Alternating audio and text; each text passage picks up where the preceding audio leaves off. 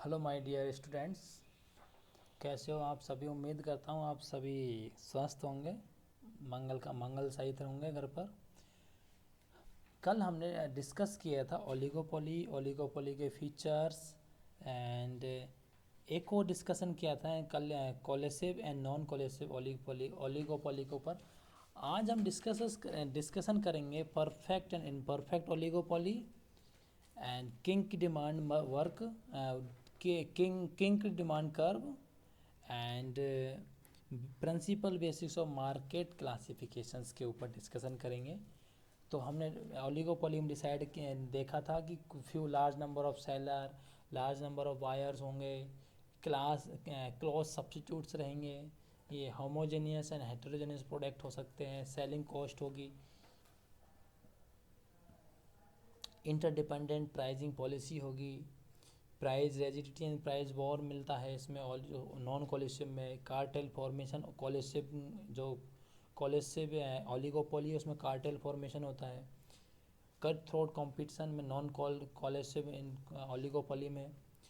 Price maker मैंने बताया था, प्राइस मेकर वो फर्म होगी जो जो लीडर फर्म्स होंगी, प्राइस लीडर होगी वो फर्म प्राइस मेकर होगी ओनली ऑन कोलिसिव ओलिगोपोली में। और प्राइस टेकर कौन होगा, फॉलोवर्स फर्म होंगी। ये आज मैं रिपीट किया मैंने आपको। अब मैं बात करता हूँ परफेक्ट एंड इनपरफेक्ट ओलिगोपोली।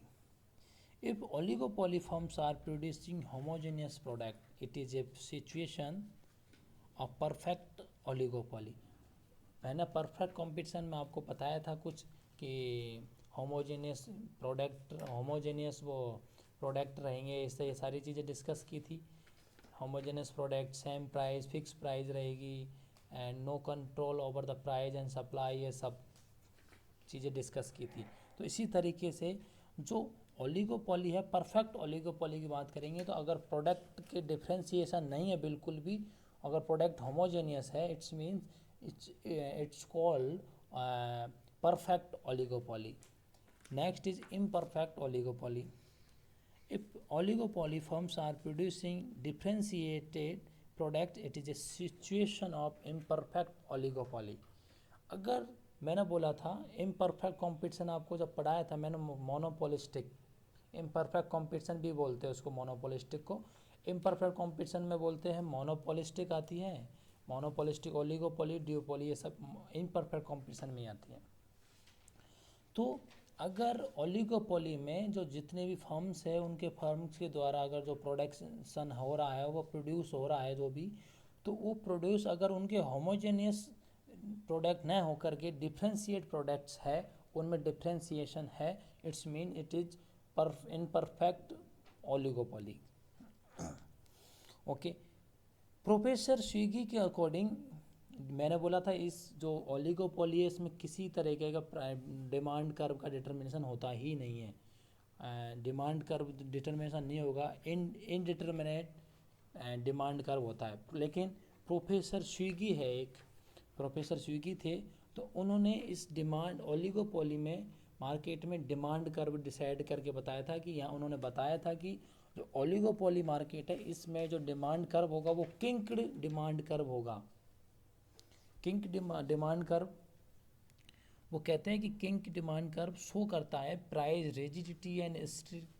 जो हिस्ट्री की price means price rigidity means आपस में जो प्राइस डिसाइड करते हैं उस रेजिडिटी प्राइस वॉर है सबके। जो रेजिडिटी है और हिस्ट्री की प्राइस है तो उसको डिसाइड करता है कि फिक्स प्राइस, जो हम तो इतनी प्राइस रखेंगे, प्राइस वॉर होगा, वो सारी चीज़ें एक किंक जो किंक डिमांड कर्व होता है ये सारी शो करता है। तो प्रोफेसर स्विगी ने बताया था कि जो किंक डिमांड कर्व है, पहले तो वो डिमांड कर्व, पहले तो उसमें जो इलास्टिसिटी होगी वो ग्रेटर देन 1 होगी। मीन जो डिमांड कर्व होगा ओलिगोपोली का, पहला तो फ्लैट होगा ग्रेटर देन 1 के अकॉर्डिंग, देन वो फिर फ्लैट होने के बाद वहीं से वापस से लेस देन 1 के अकॉर्डिंग हो जाएगा। तो किंक डिमांड कर्व में प्रोफेसर स्विगी ने बताया है कि जो डिमांड कर्व है उसमें ग्रेटर देन 1 होगी, एक तो इलास्टिसिटी, और एक होगी less than 1। It's mean 2 elasticity रहेंगी ओलिगोपोली के। जो किंक डिमांड जो डिमांड कर्व है उसमें दो इलास्टिसिटी रहेगी greater than 1 and less than 1। तो प्रोफेसर स्विगी ने इसके डिमांड कर्व को डिसाइड किया था कि इस तरीके से डिमांड कर्व इसमें होता है। अब मैं एक बात करूँ, why is number of firms small in oligopoly market. Oligopoly market में जो स्मॉल नंबर्स ऑफ फर्म्स ही क्यों होती है, रीजन देखिए। इसके रीजन में बात करूँ, गवर्नमेंट लाइसेंसिंग, गवर्नमेंट कुछ फर्म्स को लाइसेंस ऐसा तो नहीं है, जैसे मैं एयरलाइंस इंडस्ट्रीज़ की बात करूँ, हर कोई इंडस्ट्रीज़ खोल के बैठ जाए, ऐसा तो नहीं है। बहुत पैसा, पहली बात तो पैसा चाहिएगा, बहुत पैसा, इतना अगर किसी के पास पैसा भी है तो बिना लाइसेंस, गवर्नमेंट की परमिशन के बिना, गवर्नमेंट लाइसेंसिंग के बिना वो इंडस्ट्रीज़ में एंट्री नहीं कर सकते। The government may grant license only to a few firms for the production of a commodity. Example, coal mining's rights in India have been offered only a few companies. Coal minings की बात करूँ तो कुछ आप लोगों ने देखा होगा, कुछ ही कंपनियों के पास कोल माइनिंग के लिए लाइसेंसिंग है। तो लाइसेंसिंग की वजह से भी ओलिगोपोली मार्केट में है, तो वो इसमें स्मॉल नंबर्स ऑफ फर्म्स होती है। Next is patent right. Over time some enterprises happens to acquire patent rights related to some innovative product or innovative technology. अगर कोई फर्म्स ने इनोवेटिव प्रोडक्ट है, इनोवेटिव टेक्नोलॉजी इम्प्रूव कर ली, एकदम बिल्कुल नई, जो मार्केट में एकदम नई चीज़ डिस्कवर की है कंपनी ने, किसी ने भी, और उसका पेटेंट करा लिया है, इट्स मीन्स उसका यूज़ करने का अधिकार केवल उसी कंपनी को होगा। सच rights deter the entry of new firms. Only a few firms producing similar products may continue to control the market, implying the existence of oligopoly market. Next is scale of investment and selling cost. Scale of investment as well as of selling costs related to certain products such as software development and car manufacturing may be so huge that they act as a determinant for new firms to enter the market, implying the dominance of a few existing firms. इस वजह से small numbers of firms होती है इसमें। अब discussion करते हैं principle basics of market classification. Number of buyers and seller. When there is large number of buyer seller of homogeneous community, it is a situation of perfect competition. When there is a large number of buyer and seller but the community is not homogeneous, it is situation of monopolistic competition. When there is one seller but a large number of buyer of a commodity, it is a situation of monopoly. Nature of the commodity. In a perfectly competitive market, commodity must be homogeneous, while in monopolistic competition, commodity must be homogeneous, while in monopolistic competition the commodity always determine differentiated product differentiation.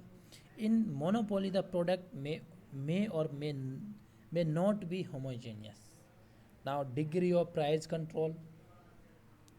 Perfect competition is said to exist when the producer has no control over price.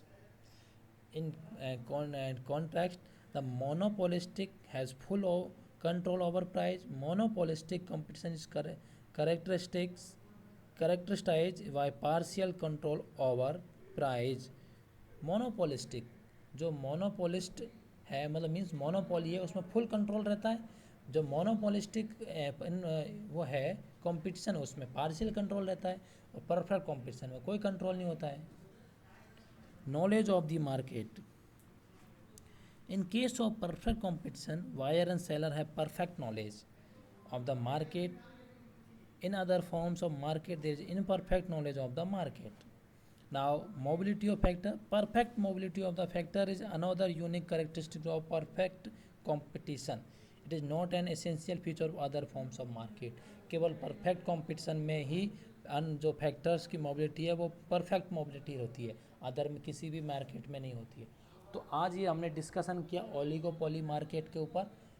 Okay बच्चों, thanks a lot. Next topic के साथ मिलेंगे कल। Thank you.